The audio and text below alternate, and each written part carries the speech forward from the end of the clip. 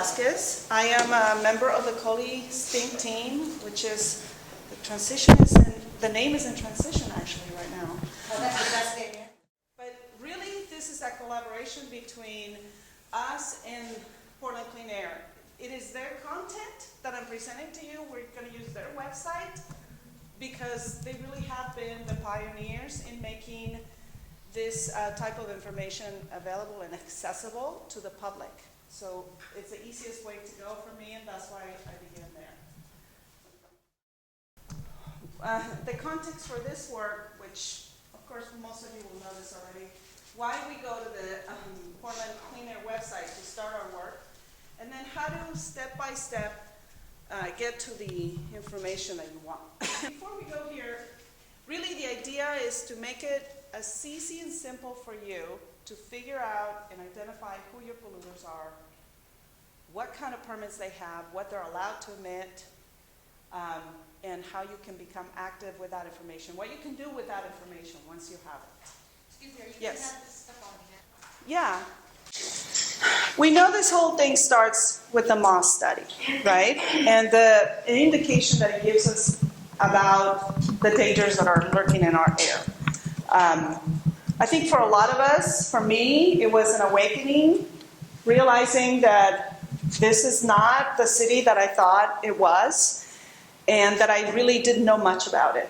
And furthermore, when I try to figure out what was in my air, how difficult that was. So that's, it's been, for me, frustrating, and that's why I'm here today. But I'm sure that each of us can tell our own story about how we've gotten to this point and where that's put us emotionally and all of that.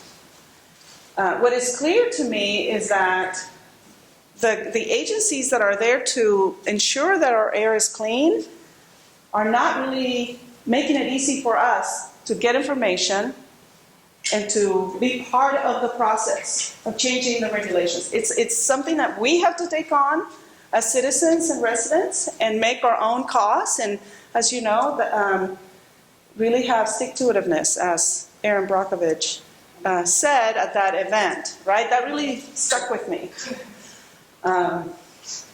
So that's why we're here today, to hopefully help you get the information you need to become active. And so now I'd like to see if maybe Greg could talk a little bit about his website. This is Portland Clean Air's website, and I find the best source of information around this issue. So then I went back to the DEQ and I said, look, what is the data that's there? Apparently it has to do with air contaminant discharge permits. So I said, how about you just give me the air contaminant discharge permits? And they said, no problem, make an information request. So I made an information request. And then a few weeks went by, and eventually they responded and they said, no problem, we can totally get you those air contaminant discharge permits. It'll cost you $2,000. So then I contacted them back and I was like, well, the thing is that we're doing this as part of a public thing. We have 800 members now, and all of our members want to know, primarily, they want to know who their polluters are. So if you can just give me the data, then I could just alert the public, and can you look at a fee waiver or something? So they got back to me and they said, no problem, we can totally do that. It'll cost you $1,600. Oh, a little bit less. So eventually we decided we were going to sue the DEQ. We prepared for a lawsuit. And also one of our members is taking on Intel, and he, who's the guy that kicked out of the DEQ? Well, I guess he got... Peterson, yeah. I guess he got, I guess he just retired. Well, anyway, so I met with him in his office, and I said, well, how do you get the ACDPs onto, I was like, how do you create them? I was like, I assume you don't use a typewriter, you probably use a computer. And he's like, yes, we use a computer to make them. I was like, so the results that are digital. I said, can you just give me the digital? And then I'll be good. And he said, well, the thing is, we take the digital, we put it into a big, complicated system that contains personal information, sensitive information that's not available to the public. And I was like, well, if you create a system intentionally to obfuscate the HCDPs, wouldn't it look just like that? And he didn't want to answer that. So eventually he said, well, we can't give you those digital files because we don't have the labor hours to do it. And I said, well, the thing is, the file probably has a unique name like ACDP on it. So when you just do a search for ACDP, pull up the whole set, and you can, boom, it'll take you like maybe 15 minutes. you can charge me for the 15 minutes of labor. And he was like, no, can't do that. So I said, look, we're going to sue you. I mean, we prepared for it. And he didn't like that. And so anyway, so then we got nowhere, we went home. And then that evening, they called me up and they said, hey, we decided we're going to change the fees to $100. Just for the 110 industries that have these symbols here that are purple, red, or blue, and that's just Title V standard simple permits. That's the top 3 tiers of a 5-tiered system, which is about half of the ACDPs in this area. So not these ones here. Those are generals, and not these little white ones. That's simple. Just these 3 here. It was 110 industries in Multnomah and Washington County, and that totaled 1,600 pages. And so we got those 1,600 pages scanned, and one of the really interesting ones, I think, was Bullseye Glass. Bullseye Glass, the person from the DEQ went into the facility back in 2011, and remember, this is before they even knew who was causing the arsenic and cadmium stuff, because they didn't find out until 2016. So anyway, in the review, he went into the industry, and he quantified how much arsenic and cadmium Bullseye Glass was using, and then he said, look, some of this is going into the air, and some of this is going to the product, and some of this is going to another waste stream. We don't know which is which, but he said if 100% of that waste, which they quantified how much it was, how much product, how much material they were using, he says if 100% of this went into the air, we still wouldn't do any regulation because it's under 10,000 pounds a year. But it did tell us, though, that they're using arsenic and cadmium, and how much. So their review is very interesting, and we're the ones who broke it to the public because, well, gosh, the DEQ did it, and no one else had a copy. So it's very interesting. When you read these reviews, and if you read the reviews and the permits, you get an idea about what they're doing on site and how much pollution they're creating. And so that's one. There's another slide, the DEQ, and you can see in the middle there, that's an air contaminant discharge permit, and it tells you what air pollution is coming. It tells you something about, not everything about, but something about air pollution coming from certain industries. But you see in the middle there, those programs, and let's exclude MSDS for a minute. TRI, NEI, NATA, ACDP, HSIS. This is about 85% of everything you need to know about every polluter in terms of if it's government information, it was created. These programs are the ones that are going to have the information you want. And our website has every one of those listed, except for MSDS, which you can get through Google. Yeah. Thank you, Greg. You see what? Okay, so we have the federal agencies, right? The EPA. They have 3 programs. So these 3 programs basically deal with the biggest polluters. The TRI, which is the Toxic Release Inventory, will list all the largest industries and the chemical waste that they release. And that's about 50 industries in Multnomah and Washington County. About 50, right? And then there's a National Emissions Inventory, which is also part of the EPA. And that's going to list about a dozen industries as well as rail yards and airports. Right.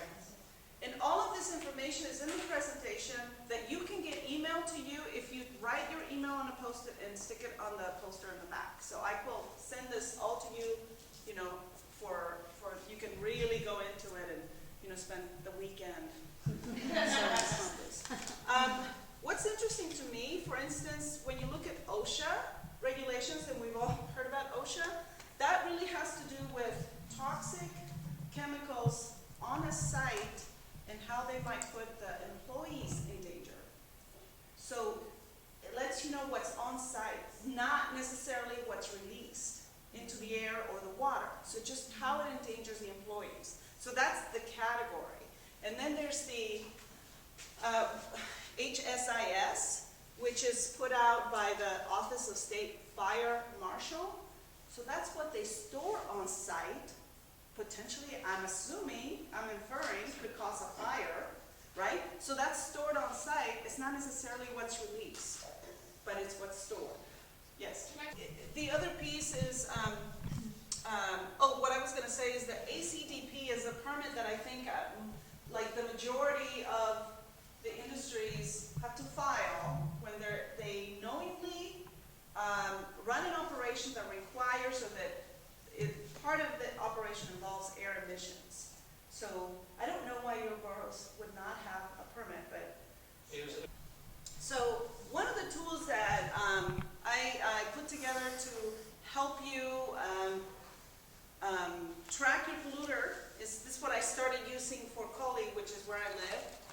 a spreadsheet that the link is here, and basically you can go into this document and then make a copy, name it whatever you want, and have it be your own. This is a fictitious company called Acme Polluters Are Us, and they make cadmium pills. But there's arsenic in their But there's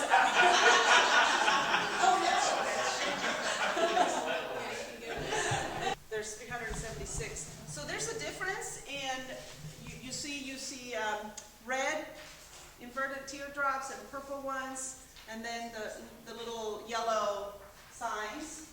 So those are different types of permits. Each one is a different type of permit, and it's identified in the key map. I just want to clarify that now, if you wanted to participate right now, you can go to Portland Clean Air and see that map. That is true. Of So you can just course. go right there and look at it. Yes. Portland Clean Air, and it's the, .org. Right. That's very, thank you. Okay, so I'm going to show you how on the site you can research. So once you're, let's say you go to Portland Clean Air, as I'm doing that right now, and I pull up the map.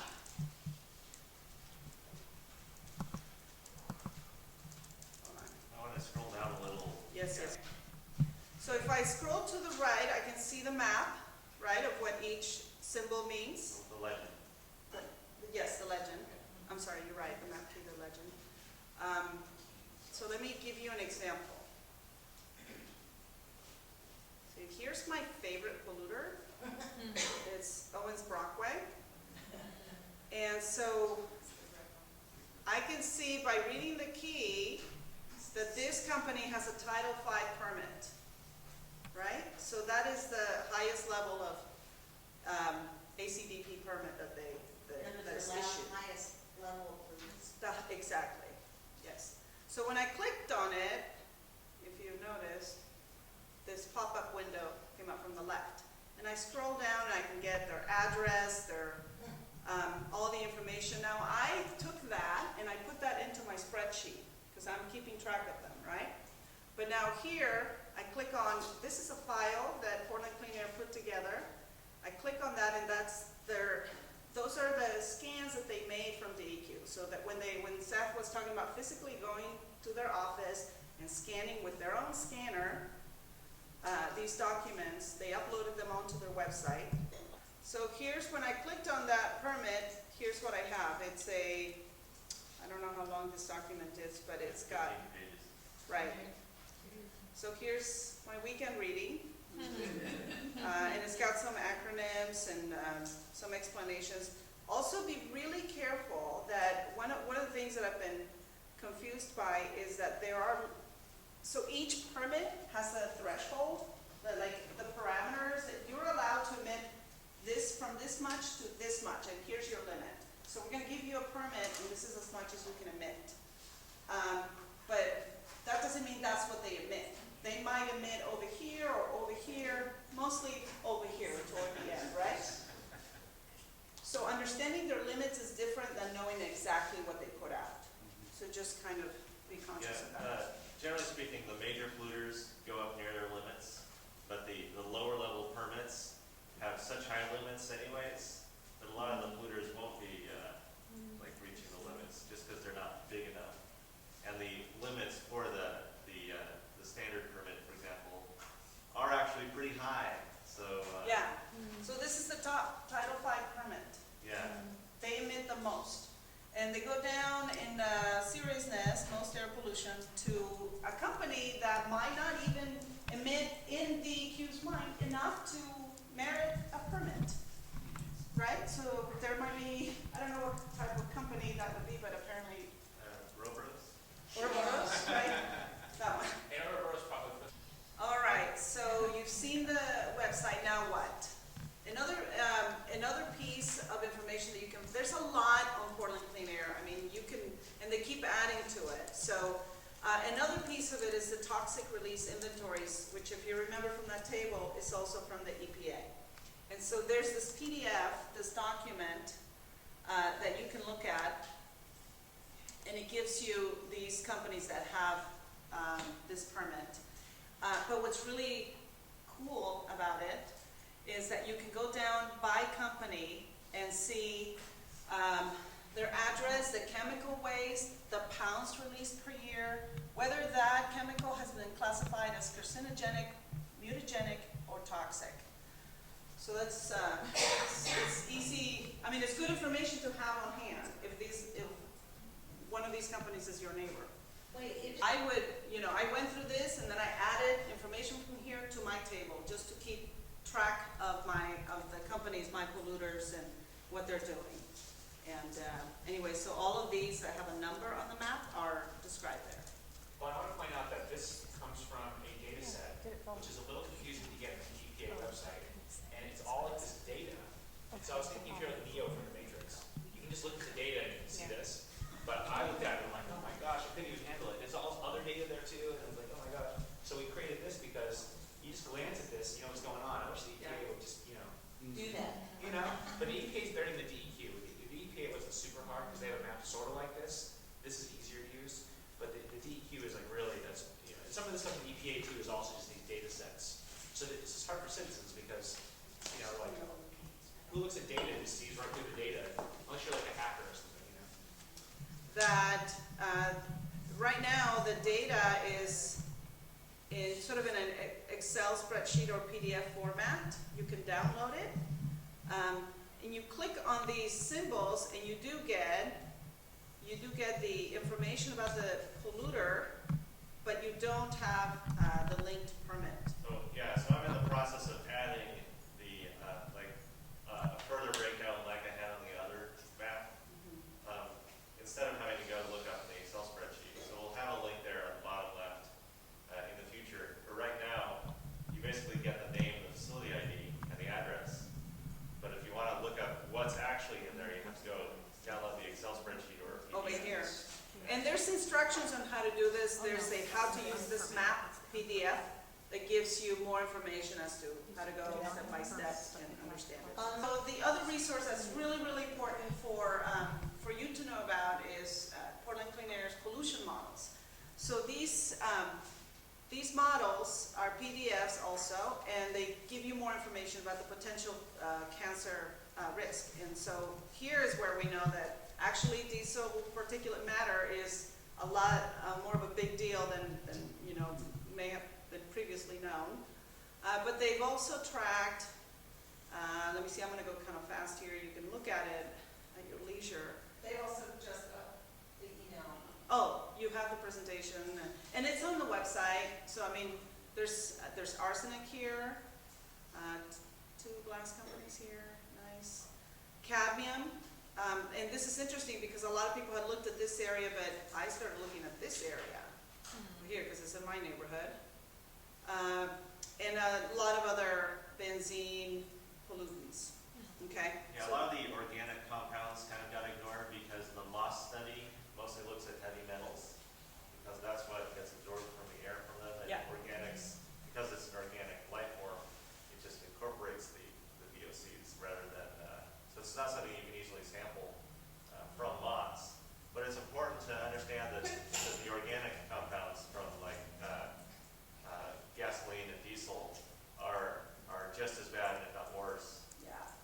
So that's why those are also included. So you should spend some time looking at these pollution models.